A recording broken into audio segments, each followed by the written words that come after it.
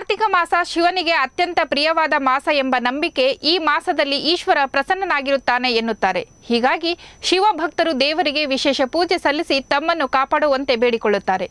ಈ ತಿಂಗಳಿನಲ್ಲಿ ರಾಜ್ಯದ ಹಲವು ಕಡೆಗಳಲ್ಲಿ ಲಕ್ಷ ದೀಪೋತ್ಸವವನ್ನು ವಿಜೃಂಭಣೆಯಿಂದ ಆಚರಿಸಲಾಗುತ್ತದೆ.